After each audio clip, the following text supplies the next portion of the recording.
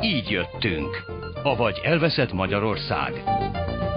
A szerkesztő Kovács Gabriella Anna, a műsorvezető Szénási Sándor. Jó estét kívánok, Szénási Sándor vagyok. Az Így jöttünk sorozat következő darabjában az első Orbán kormányról beszélünk, hát aztán persze majd jön a második is. Megpróbáljuk ezt a kettőt valahogy összepasszítani, mintha egymás folyamányai lennének, mert hát bizonyos szempontból azok is. Kérje László politológus a vendég, jó estét kívánok. Jó estét kívánok. Nem tudom, hogy tapasztalta-e annak ide, vagy emlékszik-e arra, de hát legalábbis egy városi legenda volt, hogy a Fidesz, amikor megnyerte a választásokat, akkor tulajdonképpen inkább egy ilyen próbának tekintette. Hogy mire képes, hogy tud kampányolni, hogy tud felkészülni, milyen tematikát tud mozgósítani, mintha maguk se hittek volna abban, hogy ez bejön. Igaz ez? Érezte ezt? Ez olyannyira igaz, hogy én akkor, ha nem is napi, de heti beszélő viszonyban voltam azokkal a kulcsfigurákkal, akik aztán 98 után a kormányzati, parlamenti pártstruktúrában meghatározó személyiségek voltak. Úgyhogy én pontosan le tudtam mérni rajtuk, mert őszintén szólva, ez most egy perces személyes kitérő. Én nem nagyon voltam lelkes híva a honkormány utolsó másfél évének, a Tocsi korszak utáni kormányzási időszaknak, meg a 98 tavaszi sok szempontból képmutató kampánynak sem, ami meg volt spékelve ugye a Bős Nagymaros üggyel. És nem éreztem semmi késztetést, hogy én bármit is tegyek a szoclip koalíció újrázásáért, de a másik oldal győzelmése, mert a másik oldalon nem látszott győztes. Ez volt a hosszú kitérő. Én láttam a fideszeseket, meg hát akkor még ugye ott dolgoztam Stumpf István melletti szobában, meg vele közös szobában, hogy milyen szisztematikusan készülnek föl, de ők sem hitték. Tehát ők is, például jellemző, hogy az István által menedzselt programnak az volt a cím, hogy Kormányzás 2000. Tehát ők is úgy fogták föl, hogy ez egy olyan főpróba, ahol lehet tesztelni a saját kampányképességüket, lehet tesztelni azt az irdatlan harcot, ami 96 őszétől, decemberétől 98 tavaszáig tartott, hogy polgári vagy nemzeti szövetség, ezt elfelejti mindenki, kétféle jobboldal volt. Az egyik a kisgazdák vezette, Nemzeti Szövetség, amelyik ketté szakította a KDNP-t meg az MDF-et, a másik pedig ez a Polgári Szövetség, amelyik a másik felét vitte el a két pártnak. Nem volt ez olyan nagyon világos, csak az volt világos 98 tavaszán, hogy egyik sem tudja megverni a szociál-liberális koalíciót. Ezért én ilyen mosolygó módon nézegettem, ahogy ott egy ír politológus vezetésével naponta kiszámolták a szomszédszobába, hogy hány mandátum kell ahhoz, hogy győzzenek. És mindig bentem be az intézetbe, és kérdeztem, hogy na Pisti, hány mandátumon álltak már. Ezt csak azért mesélem magának, hogy én talán tarthatom magam olyannak, akinek napi rálátása volt mind a két oldalról. Én se vettem komolyan, és az volt az érzésem, hogy ott is csak egy ilyen kvázi szakmai tisztesség okán veszik néhányan komolyan, hogy azért az Urbán Laci készült valami gazdasági programmal, hogy azért az Áder tisztességgel a szervezetet rendbe rakta, a Stumpf ezt a kormányzati projektet csinálta, de nem láttam rajtuk a győzelmet, és bocsásson meg még egy ok miatt, mert senki nem hitte el, hogy a kisgazda és a fideszes szavazótábor összevonható lesz, hogy van olyan vasárnap délután Magyarországon, ahol ez megtörténhet. Mert erre már vasárnapi ebéd, ahol Orbán Viktor és Tóth József fognak. Hát az már majd később lesz a kormányalakítás fázisában, csak azért gondoltam, hogy szerintem ennek az időszaknak egy fontos előfeltétele, hogy ne felejtsük el, hogy míg a Fidesz szavazótábor se hitte, hogy ők ilyen közel vannak a kisgazdatáborhoz, és a kisgazdatábor se hitte, nagyon sok véletlennek kellett ehhez történnie, Horn Gyula személyes hibáit beleértve, meg az MSZP önhítségét, sok mindent, hogy egy vesztes pozícióból győzött a Fidesz. Az első fordulót elvesztette. Most már ismerjük az 1998-as parlamenti választások végeredményét, és a Fidesz Magyar Polgári Párt megnyerte a választásokat. Meggyőződésem, hogy a Fidesz Magyar Polgári Pártnak egy másik kormányban kell gondolkozni, a fölhatalmazást egy másik kormány összeállítására kapott, és személy szerint én elképzelhetetlennek tartom, hogy ennek tudatában nagy koalíció jöhessen létre Magyarországon. De itt az a kérdés, hogy az a nagy fordulat, amit úgy jellemeztek, hogy több, mint kormányváltás, kevesebb, mint rendszerváltás, az benne volt ebben a pártban, mit látott, és igazából merre akartak kitörni ők abból a szociálliberális világból, vagy abból a nyugatias, legalábbis az intézményeket tekintve világból, ami addig fölépült. Valóban mindent át akartak kicsit szerkeszteni, de miért? Voltak ennek előjelei, volt a Polgári Magyarországért kiáltvány 96 év végén, egy kék füzetecske volt, aki azt elolvasta, abban már benne volt, ha nem is szó szerint, de a szellemisége ennek, hogy korrigálni kéne az egész rendszerváltás, mert nem jó irányba megy. Az az igazság, hogy a 90-es évek második felére ez a magyar társadalom többségének valamilyen szintű felismerésévé vált. A korrekció mire vonatkozott? Mert ugye a társadalom felismerése az, hogy nem gyarapodtunk. Sőt, mindannyian csurkaköpenyéből bújták ki, ő volt az első, aki megfogalmazta ezt a Tibor cízű csalódottságot már 91 őszén, aztán 92-ben több pamfletben is, hogy nem erről volt szó. Arról volt szó, hogy a rendszerváltás az a népért van, és hát most nem bonyolódik bele a csurkai népfogalomba, meg ennek a 20-as, 30-as években való eredetibe, de ezt a Fidesz leporolta, egy kicsit összepofozta, átvette, és nagyon sikeresen modernizálta már a 98-as kampányra is, tehát, hogy mi az emberekért vagyunk. Indult ki, amikor azt mondta, hogy változás. Sándor, akkor mondanék 4 tételt, amit vitathat utána. Ezen én nagyon sokat gondolkodtam, hogy mi nem tetszik nekem akkor a Fidesz kormányban, miközben az első az volt, hogy többé-kevésbé tudatosan mondták, hogy véget kell vetni ennek a Budapest központú politikának, az ország 4/5 vidéken áll, tessék, itt vagyunk mi. Jöttünk Hercegkúttól kezdve Csornáig és Alcsúttól Pápáig, még csak bizonygatnunk sem kell, hogy mi vagyunk a vidéki Magyarország.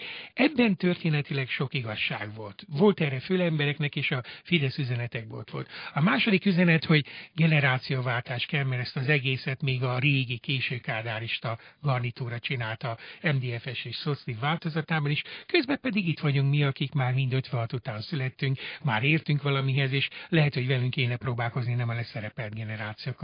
A harmadik, és ott már előjön Tellér Gyula, akkor már volt egy Tellér kis könyv, és erre támaszkodtak, a megalvat kádári struktúrák, hogy nem volt itt igazi rendszerváltás, ez ugye félcsurkista gondolat, és ez is egyezett ám a többség tapasztalatával, hogy azért a gazdasági életben, a közigazgatásban, a művészeti életben, a médiában, mintha túl sokan maszkírozták volna át magukat rendszerváltóknak, akikre 98-ban még úgy emlékeztem, hogy mint a 10 évvel ezelőtt teletté volna a legnagyobb akadálya. És a Fideszre ezt nem lehetett mondani, hiszen fiatalabbak voltak enni. Tehát ez a késő kádárista struktúrák elleni harc, amit így hívott a Tellér, és át is vették a programjukba. Ez megint olyan volt, hogy hihető volt. És a negyedik az, hogy a Fidesz megtette azt a jobboldali konzervatív fordulatot, aminek alapján már akkor, és erre sokan nem figyeltek föl, már akkor azt mondta, hogy jó, rendben van, mi az Európai Unióhoz akarunk csatlakozni, de azért a nemzeti érdek, azért a határon túli magyarok, azért a magyar történelem különleges üzenete, hogy azért nekünk van valami olyan specialitásunk, amit el kell fogadtatni a külvilággal, mert ha mi ezt nem tesszük keményen, határozottan, akkor eltaposnak minket. Ezek mind ott voltak a 98-as Fidesz üzenete.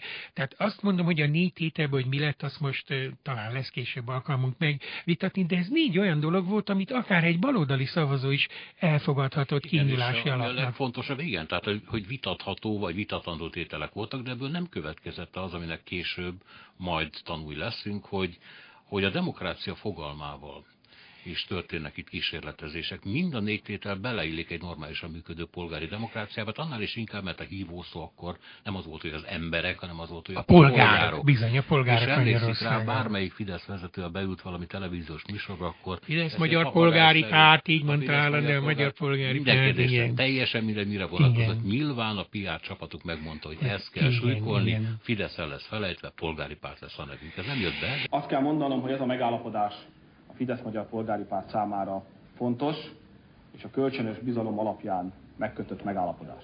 A mai nappal reményeim szerint a kisgazdapárt és a Fidesz közötti kapcsolat immár nem a kényszer talaján álló kapcsolat. Megpróbáltuk az elmúlt napokban, hetekben a tárgyalások során létrehozni azt a bizalmi légkört, amely lehetővé teszi, hogy a 2 kormányzópárt szemben korábbi rossz tapasztalatokkal ne a kölcsönös bizalmatlanság alapján, hanem az egymásra utaltság tudatából fakadó meggyőződés és bizalom alapján álljon.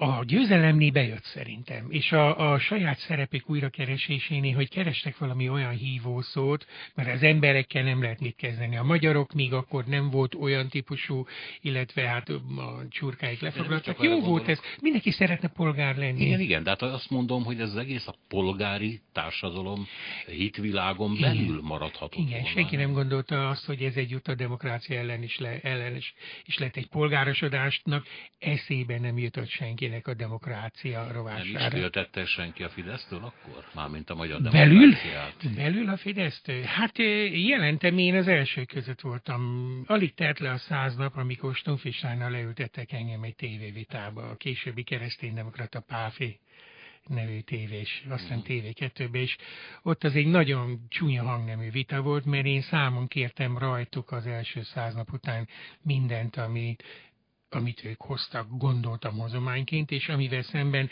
úgy viselkednek, mint egy ilyen küldtel ki, egy ilyen havi búcsúba előjött ilyen lókupec, aki ez már pont akkor, amikor ez a vita volt, akkor jelent meg a Matolcsi interjú pont azokban a napokban, ahol, mert mindenki Orbánnak tulajdonítja ezt nem, ez Matolcsi interjú volt, szegény megboldogult Bossányi Katinak adta 98. szeptemberben ezt az interjút, ahol egész pályás letámadásként hirdette meg ezt a politikát, ami beleillet abba, mert mindenki csak tátotta a száját az első 100 nap. Ha megnézi, nem nagyon kritizálták a Fideszt az első 3 hónapban, míg a későbbi baloldal. Egyrészt akkora volt a vereség hatása a baloldalon, hogy voltok csöndbe lenni, másrészt meg jó indulatú várakozás vette körül a Fideszt, ezt elfelejtik sokan.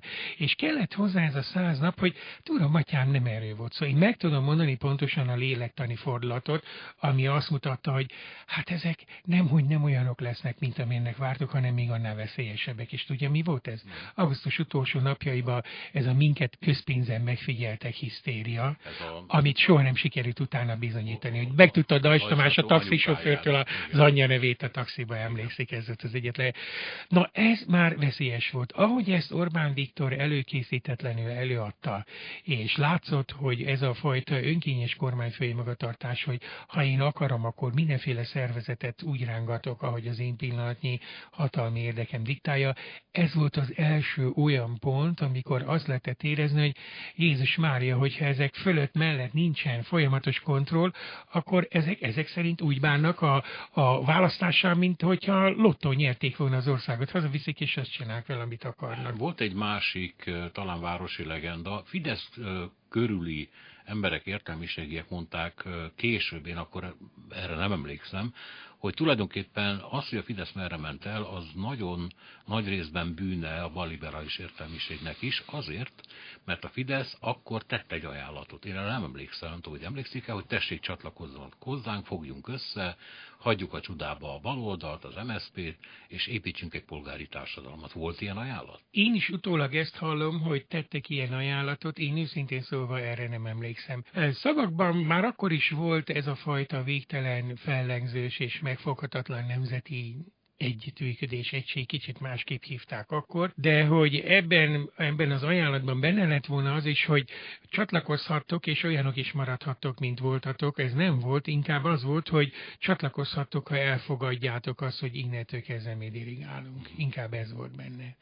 Volt néhány mérési pont, ahol meg lehetett ítélni azt, hogy ezek aztán nem lacafaszáznak. Nem tudom, emlékszik a TV önkormányzatok szétugrasztását, államosítását pillanatok alatt végigvitték.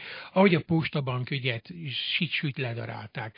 Aztán, hogy odaadták egy olyan, ilyen, minek is hívják, nem vagyonkezelő cégek, ezek valamilyen csődgondok cégek, akiknek le kellett bonyolítani a postabank után ezt a 100 milliárdos nagyságrendű, teljesen áttekinthetetlen világot.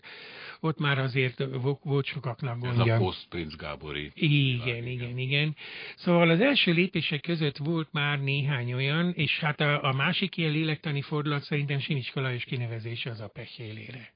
Azon nagyon sokan még a Fideszt belülről jól ismerők is eltátották a szájukat, mert azért annyit lehetett tudni, hogy hát minimum, hogy ez az ember kellően öntörvényű ahhoz, hogy nem fog majd törni semmiféle kontrollt maga fölött, még egy kormányzati kontrollt sem, de hogy odaadni az ő kezébe egy olyan eszközt, amivel a volt gazdasági, vagy esetleg későbbi gazdasági riválisairól alapvető információkat szerezhet, és nem olyan nagyon biztos, hogy ő ezzel nem fog visszaélni. Ezt még maga a kormányfő sem tagadta, mert azzal indokolta a Simicska Lajos nagyon is kétséges és vitatható kinevezését, hogy nem baj, ő majd belülről ismeri ezt a világot, majd ő aztán elkapja a frakukat, és majd jó megnyagatja őket. Tehát, ha összerakom a mozaik darabokat, és még egy dolgot, amit elfelejtenek, a háttérbe kitör augusztus végén az orosz gazdasági válság, amelyik az akkori még nem uniótag, nem NATO tag, bár nem NATO tagok, majd épp a Fidesz éppen 99 tavaszán leszünk már, nem, túl voltunk a népszavazáson, de nem lett népszavazás, de a NATO-ba a koszovói háború előtt léptetnek be minket 10 nappal, mert akkor vették észre Pentagonban a stratégák, hogy micsoda, onnan akarunk indulni, és még nem NATO tagok, és aztán a sok évig tartott ökölésnek egy hét alatt véget vetettek. Szóval vissza, hogy egy fordulópont ez is. Igen, így együtt ezek a mozaik darabok, hogy milyen megérte Orbán Viktor a gazdasági kiszolgáltatottságot az orosz válság árnyékán, vagy mennyire törékeny Magyarország helyzete, és mennyire nem számíthat senkire, akkor ezzel a kockázattal, hogy Simicska Lajos a részben a saját Fidesz tábort is tesztelte, részben az akkora már kialakuló magyar oligarcháknak a tűréshatárát, részben meg szerintem az ellenfeleit is, hogy meddig mehet el, mert azért, ha emlékszik, a Simicska kinevezése elemi erői felháborodás volt. És amikor Simicska Lajos először megjelent a nyilvánosságban, minden okot szolgáltatott ahhoz, hogy ennek a felháborodásnak utólag is igaza legyen, mert a legkevésbé sem mutatkozott együttműködéskésznek, és az általa vezetett hivatal társadalmi ellenőrzésével, meg minden. Hát megjelent a gyanú, igen. Úgy emlékszem, hogy a HVG-nek volt egy címlapja, ahol megjelent a Fidesz társaság, ez már nem az első számban. Puhakalapban. Hát gyakorlatilag ilyen chicagói. Úgy néztek ki, mint Al Capone. Ez rögtön a választás után tehát, pontosan. És soha nem is bocsájtotta még Orbán Viktor a HVG-nek ezt a címlapot. Azt sugallta, hogy itt egy olyan társaságról van szó, amelyik amellett, hogy megszerezte az ország kormányrúdját, le is akarja nyúlni, el is akarja vinni, haza akarja vinni az országot. Ez aztán később ugye erősödött, de nagyon furcsa, hogy... Hát ez engem nagyon meglepett akkor ez a címlap, mert ugye belülről én elég jól ismertem ezeket a viszonyokat akkor 16 évvel ezelőtt, és mégis túlzásnak gondoltam ezt a címlapot. Tehát az én ilyen társadalmi, vagy humorérzékemet elviseli, tehát hogyha rólam szólt volna, sem sértöttem volna meg, bár tudom, hogy iszonyúan magukra vették, de mégis az volt az érzésem, hogy ez egyel odébb van annál, mint amilyen reális veszélyt a Fidesz jelent. Akkor... Elébe vágott a dolgoknak. Igen, ma már szerintem ez a címlap nem lepne meg senkit. Ha kimennénk a Hősök terén és megnéznénk az arcplakáton, hogy mit gondol a mai hasonló generáció a mostani helyzetről, ez egy olyan ártalmatlan tréfa. De mondok magának még valamit. A HVG-nek nem ez volt az első konfliktus a Fidesz-szel. 93 áprilisában, amikor Debrecenben Fidesz kongresszus volt, úgy jelent meg a HVG címlapja, hogy a parlament kupoláján egy félbevágott narancs volt, és az volt a cím, hogy narancsuralmi rendszer. Nem tudom, emlékszik erre, hogy a parlament képét egy fél narancs volt a parlamenti kupola helyén, és én ott voltam azon a kongresszuson, és emlékszem, hogy milyen felháborodottan fogadták a Fidesz vezetők ezt a címlapot, és már akkor sem a humorérzékükről voltak híresek. Visszatérve ahhoz a kérdéshez, ezt már meg kell szakítanunk ezt a beszélgetést a promóciós szünetre, de azért el kellene kezdenünk, hogy ez a generáció, ez milyen indulatokkal, milyen politikai vágyképekkel, milyen szándékokkal, akár éppen önös szándékokkal is volt tele, az a generáció, amelyik ugye a Fideszt megalapította, és aztán ennek a liberálisabb részét kiszorított onnan, tehát az Orbán vonal. Mi volt ebben a fiatal társaságban az, amiből logikusan következett az ő későbbi viselkedésük alkalommal? 3 pont. Az első az, hogy amikor megalakultak, én ezt nem egyetlen naphoz kötném, hanem egy 85-88 közötti szisztematikus építkezéshez, aminek a kulcsfigurája Kövér László volt, és nem Orbán Viktor. Kövérnél is soha nincs Fidesz. Azt a hálót, azt a szakkollégiumi generációs hálót, amire rá lehetett telepíteni 88. március 31-én a Fideszt, abban elsősorban Kövér László munkája volt. Ebbe csak inkább beleült Orbán Viktor. Tehát itt a legendagyárosok is úgy látszik, hogy a későbbi erőviszonyok alapján írnak át. Az a generáció, és ahogy a Fidesz megalakult, és ahogy bekerült a parlamentbe 90-be, és ahogy az első 2 évben a rakétagyorsasággal az ország legnépszerűbb politikai pártjává vált. 92-ben végig egyedül népszerűbbek, mint az összes többi párt. 50% fölött vannak. 92 végén, 93 elején azt hiszik a nemzetközi megfigyelők, és hogy a Fidesz akár egyedül is alakíthat kormányt. Ez a fázisa a Fidesznek, ez minden szempontból szerintem védhető, a generációs újdonsággal is, hogy nekünk semmi közünk ehhez a múlthoz, vagyunk elég erősek, tanultak ahhoz, hogy mi igenis ezt a válságba jutott országot is ki tudjuk hozni. Vagyunk elég éhesek ahhoz, hogy akarjuk ezt a dolgot, de mit akarunk? Nekem már akkor mondták SZDSZ-esek, hogy meglátod, hogy ezek inkább éhesek, mint felkészültek, és én nagyon jó indulaton viseltettem ezzel az egésszel, és én bármennyire is nem lett volna kedvem belépni, meg voltak ilyen ajánlatok, tanácsadó testek, mindegy. Úgy gondoltam, hogy nem dolgom nekem ilyen hivatásos politikai segítőerőként működni, de nagy szimpátiával néztem őket, és úgy gondoltam, hogy a többiekhez képest tényleg ők vannak legközelebb ahhoz a modern Magyarország képhez, ami nagyon is ráférne Magyarországra. Ez volt az ő modern Magyarországok képük, ők maguk? Ha visszaemlékszek, a parlamentben az első 2,5 évben hihetetlen színvonalú szakszerű felszólalásokat produkáltak. Csak 20-21-en voltak, nagyon megosztották a munkát, baromi pontosan szakszerűen beszéltek, röviden beszéltek, érthetően beszéltek, igenis volt alapja a Fidesz népszerűségének, és még valami, hát jó, ezt majd inkább utána. Igen, most tartunk egy kis szünetet. Kéri László politológus a vendég, sikerült félbeszakítanom, azt hiszem, egy mondat közepén. Szóval ugye az volt a kérdés, hogy mi volt ebben a fiatal társaságban az az éhség, akarat, erő, ami aztán hatalomra kerülve nagyon keményen megnyilvánult, és látható ma már, hogy igazából azoknak a struktúráknak a felforgatás érdekelte őket a legjobban, amiket a 90-es évek elejétől mások, meg részben az ő segítségével kiépítettek. Szerintem nem ilyenek indultak. Az első fázis, ez a 85-93-ig tartó időszak, ekkor alakult ki a csoportkultúra, ekkor alakult ki az a hihetetlen erejű szolidaritás, amit a baloldalon soha nem tudtak megérteni, mert a baloldalon erre nem volt példa. Tehát ez a gúnyolódás, hogy kollégiumi szobatársak, meg kollégiumi évfolyamtársak. Én ezt nem csak azért, mert belülről ismertem ezt a világot. Én a szocialista haverja mindig azt vitattam, hogy nektek nem volt ilyen. Ezek szerint az építőtábori kultúra a maga nyári 2 hetében nem tudott ilyet kihordani. Tehát az első, amit akarok mondani, hogy a hátterében egy olyan a magyar újkori politikában merőben ismeretlen csoportkultúra lépett föl, akinek aztán eleinte 10-20, később több 100 képviselője volt, és mind iszonyú erősen hitt is ebbe. Tehát nem egyszerűen az ízlet, ehhez, hogy övék a jövő. Övék a jövő, és ők hozzák azt a jövőt Magyarországnak, ami időkérdése, mert itt a többiek úgyis leszerepelnek előttük. Ezt nagyon sokan elhitték a Fidesznek, és ők maguk is többé-kevésbé így viselkedtek. Az első jövő egy homályos jövő volt a számukra? Igen, azt hiszem, hogy fogalmuk sem volt a jövőről, csak sokkal szebben tudtak beszélni, meg többet utaztak külföldre az, hogy elhiggyük nekik, hogy ők tényleg ismerik azt a nyugati jövőt, amit mi nem tudtunk, mert nem utaztunk ennyit.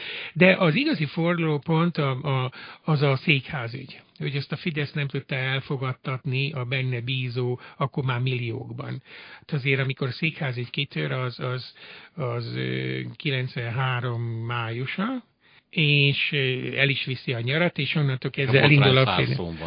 Igen, ott ültem éppen Orbán Viktor mellett, meg György Péter mellett, ott a főszereplők mellett, én ott azt órákig tudnám mesélni, mert utána mind a kétféle próbáltam sokáig. Most térjünk vissza a kormányzásra. Tehát ezt már a Fidesz nem tudta elfogadtatni, de én meg akkor úgy láttam, és most is úgy gondolom, hogy azért ez nem volt egy teljesen korrekt játszma, ugyanis a többi párt is üzletelt a székházaival, de a Fidesz még akkor annyira járatlan volt a politikai manipulációban, mikor vele szembe fölépítettek egy ilyen nagyon látványos politikai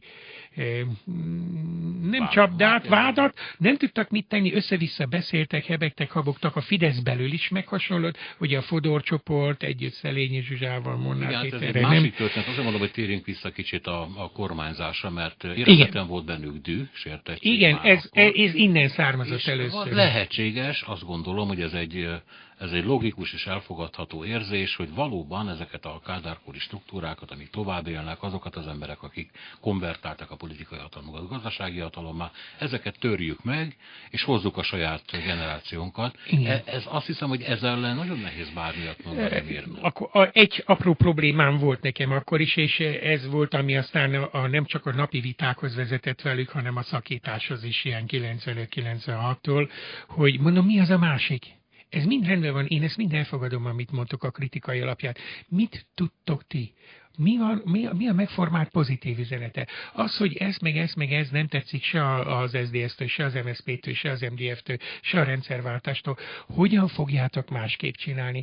És erre még mindig olyan általánosságokat hallottam válaszként, ami nekem nem nagyon tetszett. Aztán ami konkrétum volt, és mondom, hogy ti 94-es választás után, hogy akkor ti most átmentek a jobb oldalra, és hát mindegy, most mondjam, vagy még nem mondanám. Akkor a Kövér Laci azt mondta nekem, hogy vedd már észre, hogy ezen az oldalon mindig harmadik hegedűsök leszünk, harmadhegedűsök. Mindig ott lesznek a szocialisták, meg az SZDSZ, itt nem fogunk labdába rúgni. A választás után szétesik az MDF vezette jobboldali tábor darabokra, azokat majd valahogy integráljuk, majd a többiek úgyse képesek erre, és aztán, ha nem 98-ba, de a következő választáson visszajövünk a másik oldalra. És így néztem, tartottam a számot, hogy ez ilyen egyszerű, átmentek egyik oldalról a másik.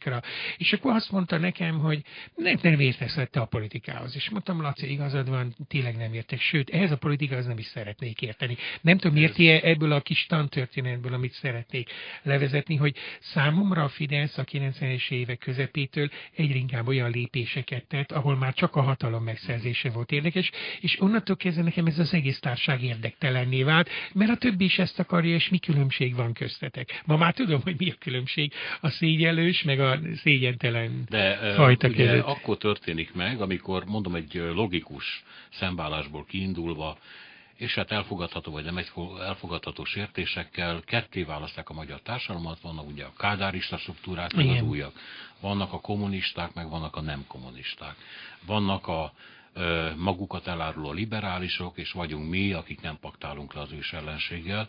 Ez a kettéválasztás aztán nagyon meg is tetszett, és örökködött tovább. Igen, de ez már állapot-ideológia, és nem programideológia, régi Szabó Miklósi terminológiák. Ezt már 98-ban kormányzás után csiholják ki magukban, ahelyett, hogy a sorozatban jövő kormányzati kihívásokra nem tudnak megfelelő választ adni, nem jön az eredmény, nem jön az a látványos fordulat, amit az újak, a felkészültebbek hoztak volna, hanem a gondok mindig ugyanazok, és akkor valamit mondani kell, és ekkor jön az, hogy megideologizálni, de azért mégiscsak jobb, hogy mi vagyunk, akkor jön ez a polarizáció, akkor jön a társadalom kettéválasztási szándéka, akkor jönnek ezek a visszavetítések, hogy jók és rosszak, és mindig mi mondjuk meg.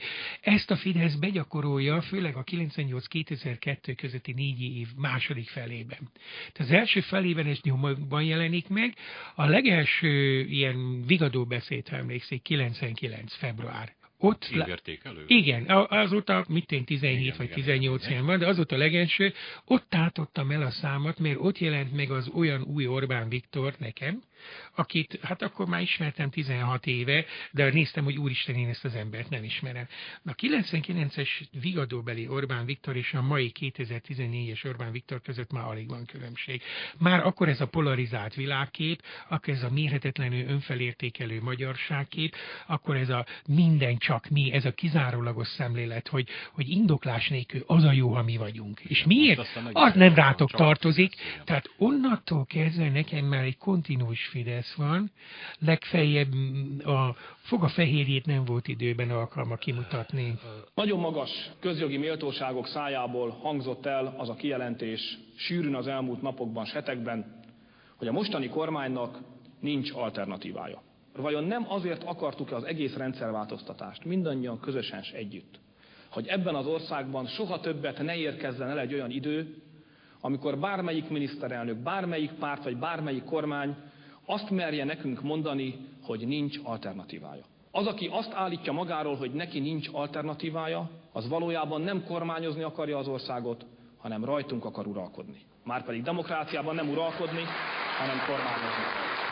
Beszéljünk egy kicsit, mert ugye nem vettük így időrendi sorrendben a kormány lépéseit, de azért beszélnünk kell arról, hogy ez a kormányzás alapjában sikeres volt, sikeresnek tekinthető, vagy nem. Hát ugye mérce a többi az előtte levő kormány. Arra emlékszik az ember, hogy amikor megjöttek, akkor azt mondták, hogy 7%-os növekedés lesz, akkor volt ezen mindenki röhögött, aki közgazdász volt. Ez a Bokros csomag következménye, és a Bokros csomag még egy darabig eltartott, amíg ezért én ketté választanám élesen ezt a 4 évet. Az első 2 évre és a második 2 évre. Az első 2 év tulajdonképpen inkább sikeres volt, mint sikertelen, sőt, alapjában sikeres volt, de ennek egyik része az volt, hogy akkor még megtartották Surányit, Csikánt, megtartottak sokakat azok közül, akiknek volt komoly szellemi teljesítménye, és nem ez a fajta matolcsizmus dominált. És ennek az is része volt, hogy lényegében a bokrosi gazdaságpolitikát is megtartották, bármennyire is anyázták. Ezért ez a 4% körüli növekedés is tartható volt. Tulajdonképpen ők a legszerencsésebb fázisba jöttek. A Bokros csomag áldásosabb következményei akkor érvényesültek 97-98-ban. És ezt nem forgatták föl. 2000 után 2 dolog történik, ami a Fidesz addigi sikeres politikát az én szememben retrográdá teszi. Az egyik olyan erővel szeretnek bele a nemzeti misztikába és mitológiába. Volt ez azt hiszem valamelyikük mondta, talán Varga Misi vagy Kósa, hogy a 460-es napos ünnepi év. Tehát annyira beleszerettek ebbe a millenniumba, hogy a kormánytagok azzal versengtek, hogy hány ilyen zászlót adnak át a településnek. Nem tudom, emlékszik, egész 2000-ben millennium volt. Nyilván nem ettől volt egy hanyatlás. Egyrészt ez hihetetlen sok energiát elvitt, és akkor fordult bele a Fidesz ebbe az üres, szimbolikus, soha nem létező magyar sikeres történelem imádatba. Tehát azért ez energiákat vitt el, és a lakosság figyelmét is. A másik, hogy jön ez a blöffökre épülő politika, aminek mondok egy nagyon fontos következményét. Bevezetik a 2 éves költségvetést, hogy ne kelljen majd választás előtt elszámolni a 2001-es költségvetést, nem tudom, emlékszik-e.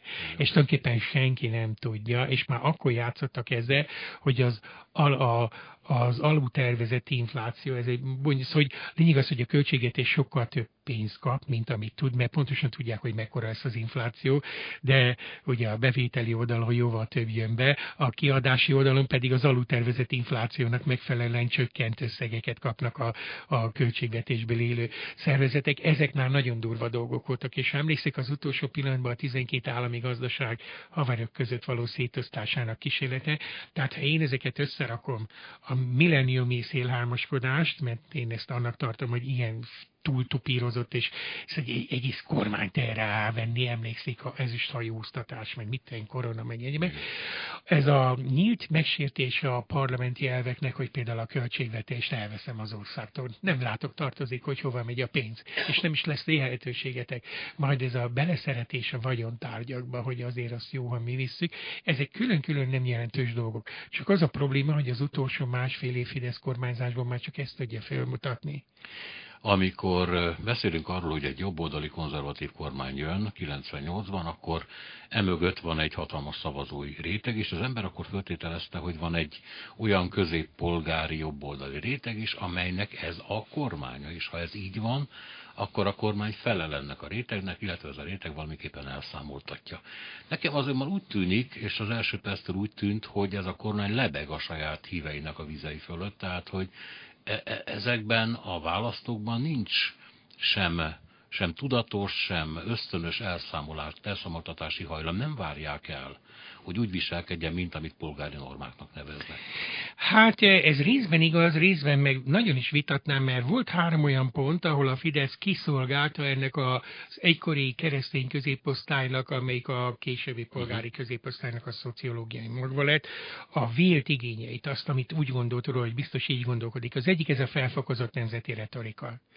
És már én akkor nagyon hibásnak tartottam a baloldalt, és a korabeli baloldali vezetéssel mindennapos vitáim voltak, hogy miért hagyjátok, hogy a nemzet a jobboldali. Micsoda hülyeség. De akkor ez de már el volt vesztve. Mindegy. Ők is hibásak voltak. De az egyik ez, hogy ezt mi vagyunk a nemzet.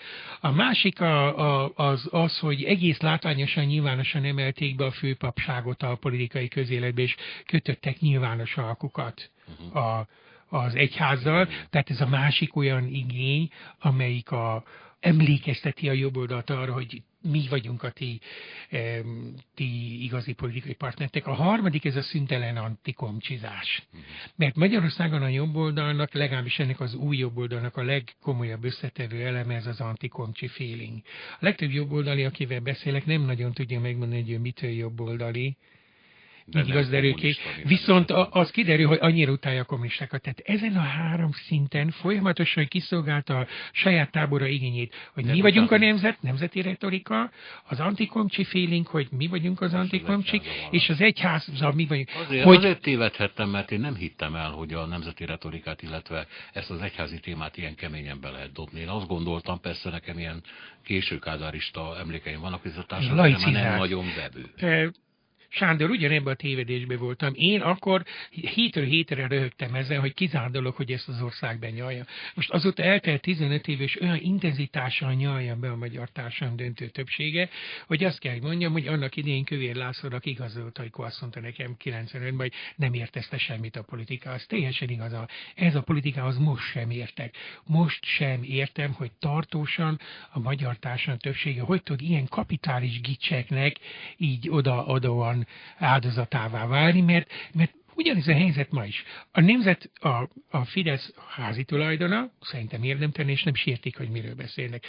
Az egyházak természetes szövetségesei, holott időnként porba alázzák őket, de ők meg történelmi szokott gyávaságukkal reagálnak ennek, hogy mindegy, a hatalomnak meg kell felelnünk.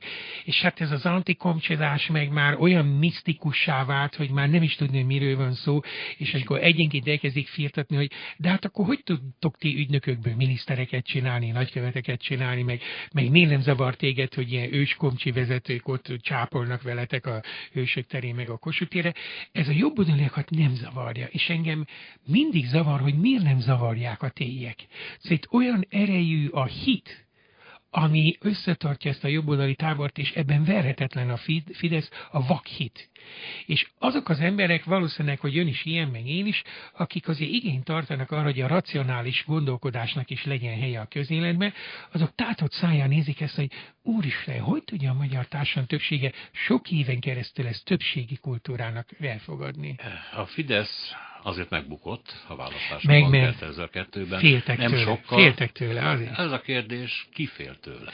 Úgy kerestették az irodalomban, hogy a szígyen a rejtőzködő baloldali szavazó, ennek az volt a szakmai neve. Akkor januártól áprilisig lehetett látni, csak nem figyelt egyik intézet sem rá, hogy a nem tudom, nem mondja meg, először 8-ról 10, 12, 14-re nőtt. A legutóbbi 4 évben, hogy persze, mert akkor egyik intézet sem törődött azzal, hogy megháromszorozódott egy negyed év alatt, a nem tudom, nem mondja meg, lehet, hogy ott se leszek, és kiderült, hogy ezek közül sokkal többen, durván egy 700 000 baloldali szavazók voltak az előzetesen becsülhetőhöz képest, és tulajdonképpen ott vesztette a Fidesz az utolsó 8-10 napban. Ha emlékszik, még rá is tettek ottan a Schmidt Marcsitól kezdve a Mikoláig, Kövér László köteles, emlékszik, és beszéde is, és ezeket ki is használta. Tehát a szocialisták akkor megéltek a Fidesz hibáiból, ebből nem tudnak kigyógyulni 14 éve már, vagy mennyi, 12 év, hogy azt hiszik, hogy egyszer akkor 2002. március-áprilisban elég volt a Fidesz hibáiból megélni, és nekünk nem kell gondolkodni, meg nekünk nem kell mondani, hogy ilyen miatúrót akarunk az országa, majd állandóan leleplezzük a Fideszt. És most itt se ezt csinálják, hogy naponta 3-szor leleplezik a Fideszt, és nem érdekli, hogy miért nem kíváncsi rá senki. Térjünk vissza még egy picit, bocsánat, az első Fidesz kormányra. Mi ennek a hozadéka, akár idézőjelben, akár idézőjel nélkül a mai Magyarországra. Végül is, hogy ez a sorozat arról szól, hogy miket cipelünk magunkkal, és már nem csak 150 évvel ezelőttről, hanem 10-16 évvel ezelőttről is. Megülte valami abból az első Orbán kormányból az országban? Szerintem az a fajta fordulat, amilyen erővel tuszkolták bele az ország közgondolkodását a nemzeti romantika, retorika világában, az maradandó. És még csak azt sem mondanám, hogy egyértelműen negatív. Amíg nem lesznek ennek baloldali versenyképes vizionáriusai és elfogadható képei, addig sajnos azzal kell számolni, hogy ez maradandó. Ebben szerintem a Fidesz nagyot alkotott, és ebben a 4 évben fölvetettek néhány olyan fontos dolgot, politika technika szempontjából nem tartalmilag gondolja, hogy nagyot alkotott. Igen, ezt ironikusan gondoltam, de azért tartalmilag is azt hiszem, hogy ez egy fordulat. Addig Magyarország kirít, Kelet-Európában mindenütt tombolt már ez az új etnikai gondolkodás. Gondolja, hogy éppen túl voltunk a délszláv háború. Bocsánat, nem szokták elmondani, 99. februártól júniusig a délszláv háború árnyékában kormányzott a Fidesz, ahol milyen meg kellett élni, hogy mennyire játékszere a világpolitikának, és hogy bele se szólhat. Jó, szóval visszatérve a hozadékra, ez az egyrészt ez a nemzeti tematika. A másik meg nagyon fontos kormányzattechnikai kérdéseket fölvetettek, de nem tudták megoldani. Tehát ez a kancellária típusú kormányzás, a közigazgatásnak az egyértelmű betagolása a kormányzati struktúrába, a sokkal hatékonyabb, sokkal modernebb gondolkodásmód, a közjó újrafogalmazásának igénye, és hát ami megint egy ilyen vegyeség, a Fidesz vitte tökére a PR kormányzást. Addig ebben csak balfácánkodás volt. Az a felismerés, hogy tulajdonképpen minőségileg mindegy, hogy kormányzol. Az a lényeg, hogy el tudom-e hitetni, és ha el tudom hitetni, akkor abszolút nem érdekel engem, hogy mit mondanak rólam kint bent. Ez is egy hatalmas eredménye ennek az időszaknak. Ezzel Magyarország modernizálódott, de hogy jól járt-e, abban komoly kételjeim vannak. Köszönöm szépen, hogy itt volt nálunk.